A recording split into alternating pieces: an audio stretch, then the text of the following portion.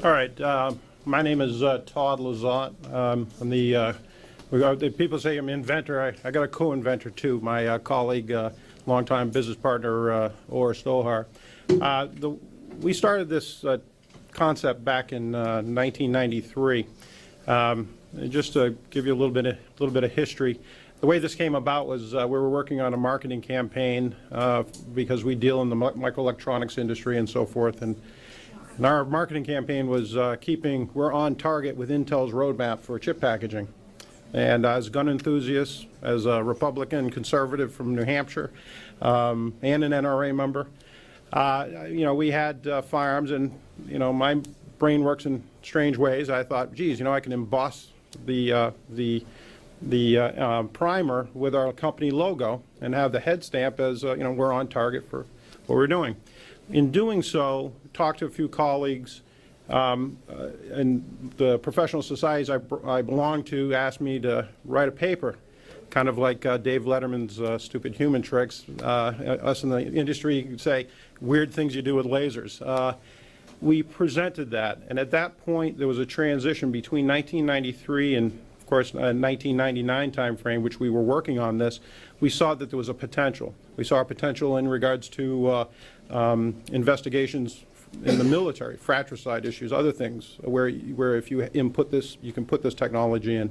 Other areas in regards to illegal arms sales across the world, especially armaments. But anyways, we developed this technology incrementally, looking at handguns, because we identified that as a potential. Now, the technology is pretty straightforward. As a gun enthusiast myself, one of the things that I look at when I look at a mechanism that has over 100 years of development in it, typically there's not much more you can do better with the technology. So the idea for any type of thing where you're going to interject your technology into something that's evolved over such a long period of time is to maintain its integrity. Don't compromise its mechanics. It's just straightforward approach to research. You don't do things that can create problems. So when we looked at these surfaces, which are circled here, you can see that the breech face, which is that, you can see that central blue ring there. That's where the pin comes out. The firing pin hits the cartridge. The green circle is the ejector. The red circle is actually the extractor. That's what pulls it out of the breech of the barrel after it's being extracted and ejected. And these surfaces all produce marks currently on the cartridge.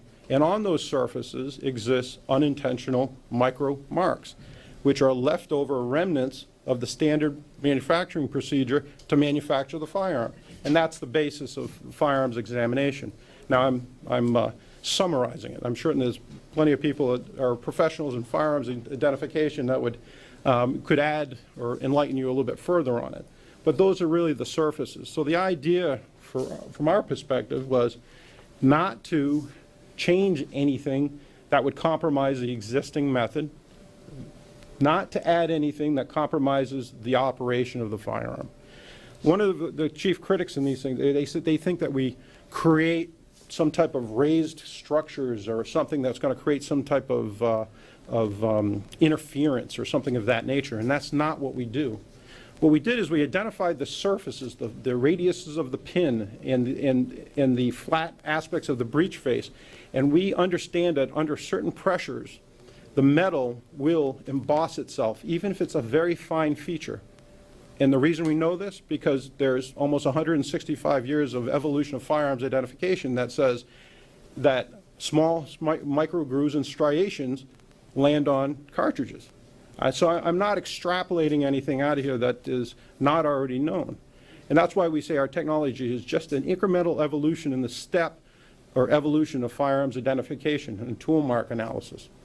And so now when you look at these features here, I've separated, just to give you an idea, on traditional identifying marks, the relation of the firing pin impression to the head stamp, the breech face impressions, because when they machine those breech faces, certain manufacturers use certain tooling and it creates these certain striations, and those transfer onto those surfaces.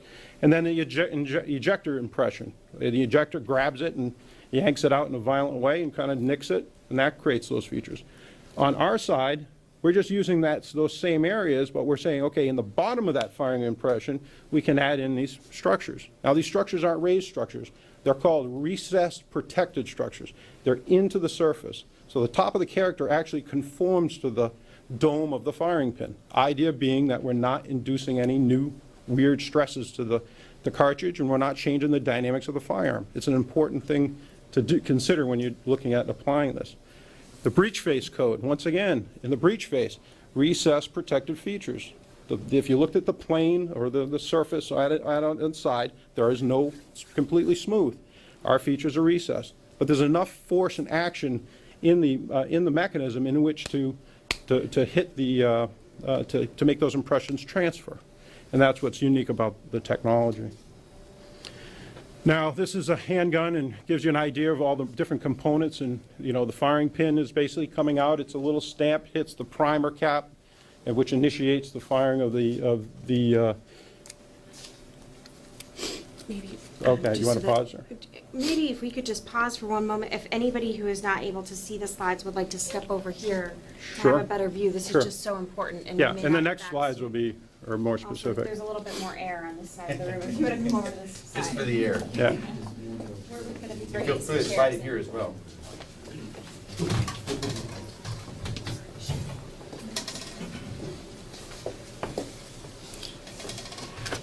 So getting back to the firearm, this is a type of standard semi-automatic handgun.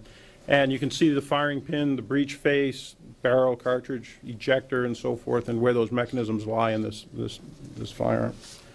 Now, this is a way of which we've conceptually applied this to this particular type of pin. This pin is a pin from a SIG model, which is pretty much standard through their product line.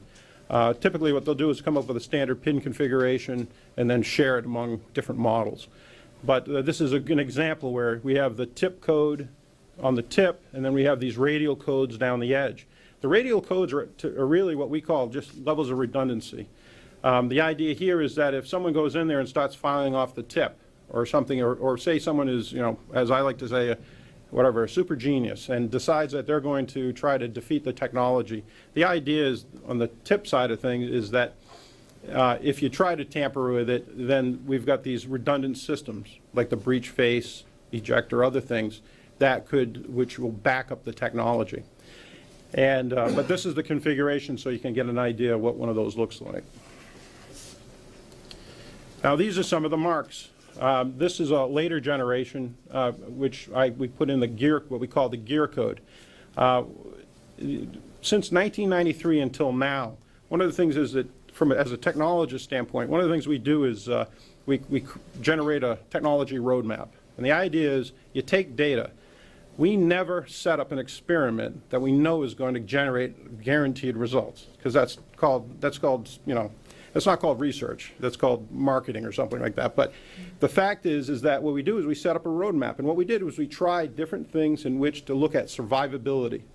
This technology has to be matched to the dynamics of the firearm. And there's a set of key technologies, or excuse me, key features that we can put into firearms that will allow a high, basically statistically high probability that the mark will transfer. So if you look at these here, these are good examples of the breech face, the upper left. You can see where it says SW101233. On the right, you can see I outlined the gear code because this is an optical image. This isn't high tech. This is just what we call optical microscopy. So it's the low-tech version of the first level of investigation. You use this type of technology. And you can see the outline of the gear code, which is added redundancy. The primary code is the tip code. On that, you really can't see it, but there's other codes there. But when you look at it with optical microscopy, it's hard to see. You have to go to scanning electron microscopy, and that gives you better features. And down below, you can see the full head stamp. Even at low magnification, you can see things jumping out. I use the one in the upper left, but the one over the right side bottom is a little less, you know, it looks like it wasn't hit as well.